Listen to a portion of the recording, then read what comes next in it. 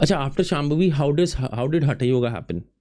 I took a Surya Kriya class from my brother. He's also a Hatha Yoga teacher. And वहाँ पे जाके मुझे realise हुआ कि एक्चुअली योगा होता क्या है. जो हम अपने सिर पे खड़े होकर बातचीत करते हुए, खाते पीते, फ़ोन पे बात करते हुए, घूमते हुए करते हैं, मजाक कर रहे हैं वो हम योगा नहीं कर रहे हैं, हम खुद को बेवकूफ़ बना रहे हैं. This is not yoga.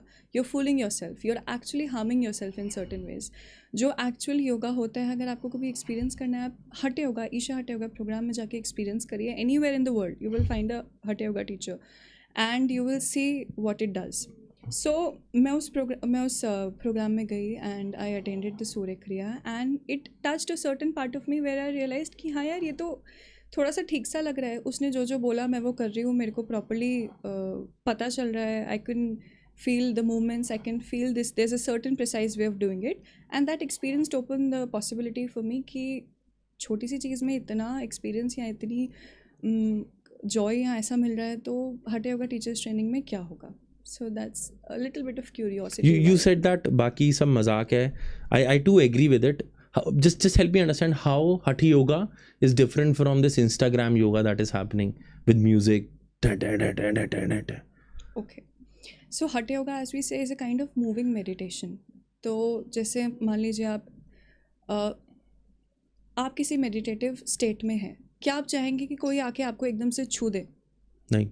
अगर आप किसी चीज़ के साथ बहुत ज़्यादा, किसी इंसान के साथ या किसी चीज़ के साथ बहुत ज़्यादा इंटीमेट स्टेट में हैं, would you want somebody to come to you, touch you, disturb you, talk to you और feed you something? Would you want that? No. That is the exact level of involvement we are doing when we are practicing asanas.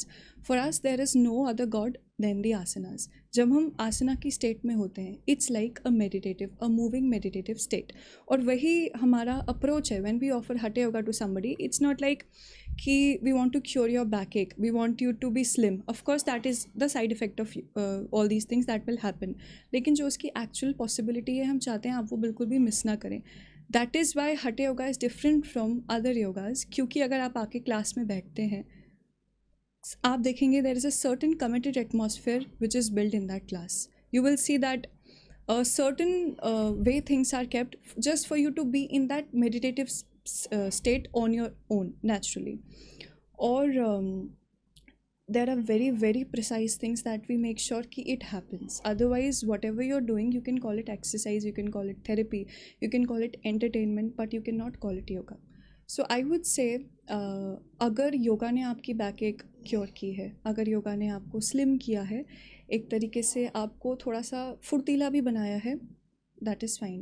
But has it touched deeper dimensions in you yet? Or has it transported into another state where you do not understand what is happening to your mind and your body? And has a certain transformation come into you? So if that has not happened, I would say that is not the right source of yoga, because that is what yoga is meant to do. It is not meant to cure your backache. That will certainly happen. But it is meant to take you to a certain possibility, a certain dimension, a certain transformation within you, जो अभी आपके अनुभव में शायद नहीं है, पर आ सकती है. दैट इज़ हाउ हठ yoga is different from other yoga.